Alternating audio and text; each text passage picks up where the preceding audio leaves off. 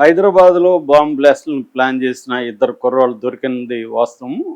ఆ దొరికిన తర్వాత వాళ్ళని కోర్టుకు పెట్టారు. కోర్టు రిమాండ్‌కి విధించింది. దాని తర్వాత వాళ్ళని కస్టడీకి తీసుకున్నారు. ప్రెజెంట్ వాళ్ళు విశాఖ జైల్లో నుంచి Vizianagaram police station, two town police స్టేషన్‌లో ఉన్నారు ఇద్దరు కూడా. సో, వాళ్ళని ఎన్ఐఏ కూడా, నేషనల్ ఇన్వెస్టిగేషన్ ఏజెన్సీ కూడా విచారిస్తూ ఉంది. ఇప్పుడు అందులో మొదటి ముద్దాయి సిరాజ్ ఉర్ రెహమాన్, అబ్బాయికి 29 ఏళ్ళు, అబ్బాయిది విజయనగరం.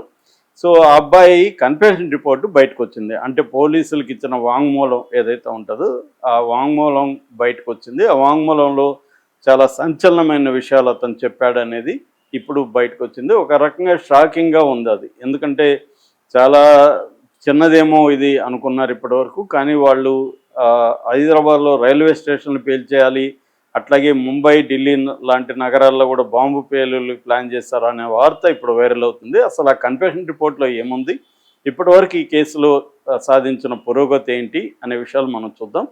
సో ఇక్కడ వాళ్ళు సిరాజ్ చెప్పింది అంటే, సిరాజ్ అనే అబ్బాయి విజయనగరం, వాళ్ళ నాన్న అసిస్టెంట్ ఎస్ఐ, వాళ్ళ అన్న కానిస్టేబుల్గా ఉన్నారు. ఇతను కూడా ఎస్ఐగా చేయాలని వాళ్ళ ఇంట్లో వాళ్ళు అనుకున్నారు. సో ఇతను ఎస్ఐ పరీక్షలకు ప్రిపేర్ అవ్వడానికి, కోచింగ్ తీసుకోవడానికి సికింద్రాబాద్ ఏరియాకి వచ్చాడు. అక్కడ వేరే ఫ్రెండ్స్తో కలిసి రూమ్లో ఉంటూ కోచింగ్ తీసుకుంటున్నాడు, గ్రూప్ 2 కోచింగ్. తీసుకుంటున్న క్రమంలో అతనికి సయ్యద్ సమీర్ అనే ఒక వ్యక్తి పరిచయం అయ్యాడు. ఆ అబ్బాయి 28 ఏళ్ళు, అబ్బాయిది సికింద్రాబాద్ బోయ్ కూడా, ఆ అబ్బాయి ఇతనికి పరిచయం అయ్యాడు. సో వీళ్ళిద్దరి పరిచయంతో వీళ్ళిద్దరు కలిసి ఏం చేశారంటే, ఈ ముస్లింల మీద దాడులు జరుగుతున్నాయి ఇండియాలో. సో ఈ మోడీ ప్రభుత్వం వచ్చిన తర్వాత ముస్లింల ఇండ్లు కూల్చేస్తున్నారు, బుల్డోజర్లు పెట్టి కూల్చేస్తున్నారు, కేసులు పెడుతున్నారు. కొన్ని చోట్ల లించింగ్ అంటారు కదా, లించింగ్, చంపేస్తున్నారు గోవులను ఇంకోటను. సో ఇది చాలా ఘోరంగా జరుగుతుంది అనేది ఒకటి. రెండోది, ప్రపంచవ్యాప్తంగా కూడా ముస్లింలకు ఘోరంగా అన్యాయాలు జరుగుతున్నాయి. ముఖ్యంగా గాజా సంఘటన వీళ్ళని బాగా కలిచివేసిందని చెప్తున్నారు. గాజాలో 50,000 మందిని చంపేశారు. అందులో 25,000 మంది చిన్నపిల్లలు ఉన్నారు. చాలా దారుణంగా చంపుతున్నారు. ఈ గాజాలో చంపుతుంటే ఇజ్రాయెల్కి కూడా మోడీ ప్రభుత్వం సహాయం చేస్తుంది. సో ఇలాగా వీళ్ళు ఏంటంటే, ఇవాళ ఇండియాలో కానీ బయట కానీ ముస్లింల మీద ఊచకోతలు జరుగుతున్నాయి. ముస్లింలకి రక్షణ లేదు.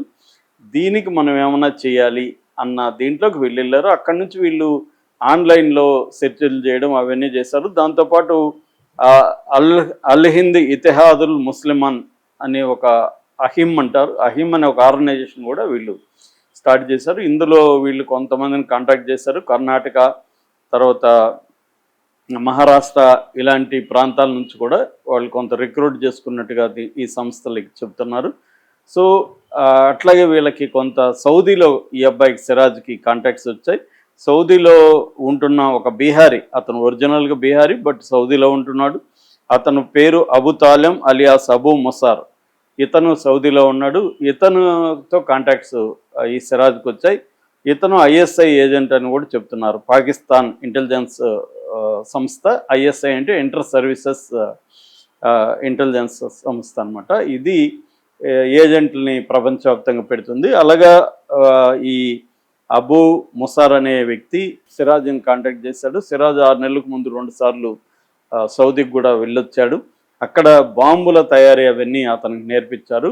అతను ఎక్స్పర్ట్ అయినాక మళ్ళీ ఇండియాకి వచ్చాడు. సో వాళ్ళు ఏంటంటే, ఇప్పుడు ఈ పాకిస్తాన్తో వారు, ఈ నేపథ్యం ఒకటి వీళ్ళకి కలిసి వచ్చింది. ఇప్పుడైతే టెన్స్గా ఉంటుంది, కరెక్ట్గా ఈ టైంలోనే మనం కానీ పెట్టగలిగితే బాగుంటుందని చెప్పి సో వీళ్ళు అనుకున్నారు. వీళ్ళకి ఒమన్లో ఉంటున్న ఇమ్రాన్ అక్రమ్ అనే అతను కూడా హైదరాబాద్ని, ఈ సయ్యద్ సమీర్కి తెలిసిన వ్యక్తి అని చెప్తున్నారు. అతన్ని ఈ సిరాజు కల్పించారు. అతను దగ్గర డబ్బులు కొంత అడిగారు, వీళ్ళు డబ్బులు కూడా ఇచ్చారు. సో దాని తర్వాత వీళ్ళు సెల్ఫ్ రాడికలైజేషన్ అంటే విపరీతంగా ఈ